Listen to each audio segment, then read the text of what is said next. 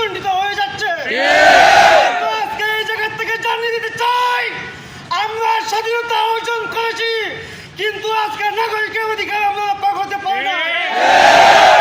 আজকে এই জায়গা থেকে জানিয়ে দিতে চাই, ইসলামী ছাত্র শিবির সকল শক্তি দিয়ে হলো আগামী দিনে রাজপথে ভূমিকা রাখে। আবার রক্ষা করবে ইনশাআল্লাহ।